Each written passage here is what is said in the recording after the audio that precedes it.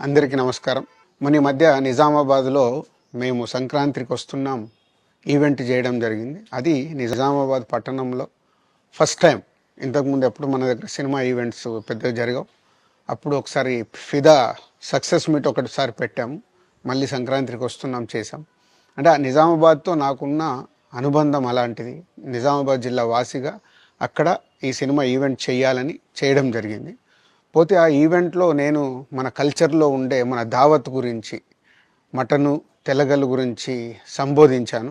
నేను ఆ మాటలలో తెలంగాణ వాళ్ళని నేను అవమానించానని, తెలంగాణ మీద హేళన చేశానని కొంతమంది మిత్రులు కామెంట్స్ చేసి సోషల్ మీడియాలో పెట్టారని తెలిసింది. నా ఉద్దేశం అదే స్పీచ్లో లాస్ట్లో చెప్పడం జరిగింది. తెలంగాణ మన కల్చరు, మన దావత్తు నేను మిస్ అవుతున్నాను. సంక్రాంతికి 2 సినిమాలు రిలీజ్ అయ్యాక మన తెలంగాణ కల్చర్ దావత్ని నాకు చేసుకోవాలని ఉందని. సో మన కల్చర్ని అభిమానిస్తాను నేను. అదే అర్థం చేసుకోకుండా దాన్ని కొందరు సోషల్ మీడియాలో రాద్ధాంతం చేస్తున్నారని తెలిసింది.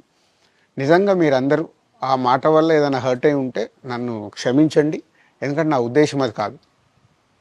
ఎందుకు చెప్తున్నానంటే, నేను నిజామాబాద్ జిల్లా బాన్సువాడలో ఫిదా అనే సినిమా షూటింగ్ చేసి ప్రపంచవ్యాప్తంగా ఆ ఫిదా సినిమా ఎంత అప్లాజ్ వచ్చింది, భానుమతి క్యారెక్టర్కి, మన తెలంగాణలో ఉండే కల్చర్కి, ఆ సినిమా ఎంత ఒక ఫ్యామిలీ ఎమోషన్స్కి ఎంత విలువ ఇస్తామనేది చెప్పడం జరిగింది ఆ సినిమాలో.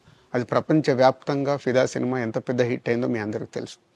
అలాగే బలగం అనే సినిమా తీసినప్పుడు తెలంగాణ సమాజం మొత్తం మమ్మల్ని అభినందించింది. తెలంగాణ ప్రజలందరూ ఆ సినిమాను ఆదరించి ఇది మా సినిమా అని గుండెలకు హత్తుకున్నారు. అన్ని రాజకీయ పార్టీలు ఆ సినిమాని అప్రిషియేట్ చేస్తూ మమ్మల్ని ప్రతి ఒక్క స్టేజ్ దగ్గర తీసుకెళ్ళి అభినందించారు, అన్ని రాజకీయ పార్టీలు. సో ఒక తెలంగాణ వాసిగా ఒక తెలంగాణని అభిమానించే నేను తెలంగాణని హేళన చేస్తానని ఎలా అనుకున్నారో నాకు తెలియదు. పోతే దాంట్లో ఏదైనా మీ కమ్యూనికేషన్లో తప్పుగా అర్థమైంటే నన్ను క్షమించండి. మీ మనోభావాలు ఆ కొందరు ఎవరైతే దెబ్బతిన్నాయని అనుకుంటున్నారో వాళ్ళందరికీ నా విజ్ఞప్తి, మీ మనోభావాలు దెబ్బతింటే నన్ను క్షమించండి. ఇప్పుడు నేను ఒక సినిమా ఇండస్ట్రీ ఫెటర్నీ నుంచి ఎఫ్డీసీ చైర్మన్గా అయ్యాను. సో మీ అందరికి తెలుసది. సో ఇటు సినిమా ఇండస్ట్రీకి అటు ప్రభుత్వానికి మధ్యలో ఉంటూ సినిమా ఇండస్ట్రీకి అవసరపడ్డట్టుగా నేను అన్ని సహాయ సహకారాలు చేస్తూ ఈ హైదరాబాద్లో హెల్దీ వాతావరణము, తెలుగు సినిమాకి, తెలంగాణలో అభివృద్ధి చెందాలనుకునే యువతకి అందరికీ నేను ఉపయోగపడేలాగా ఉండాలి. మన అలాగే పవన్ కళ్యాణ్ గారు కూడా చెప్పారు, యూత్ చాలా ఉన్నారు, వాళ్ళందరికీ కూడా సినిమా ఇండస్ట్రీలో ఇష్టం ఉన్న వాళ్ళని అప్గ్రేడ్ చేసి చేయాలని. ఆ ప్రభుత్వంతో కూడా అక్కడ సినిమాలో కావాల్సిన అందరినీ డెవలప్ చేస్తూ వాళ్ళందరూ మళ్ళీ తెలుగు సినిమాకే, తెలంగాణలో నేర్చుకున్న, ఆంధ్రాలో నేర్చుకున్న వాళ్ళందరూ తెలుగు సినిమాకే ఉపయోగపడతారు.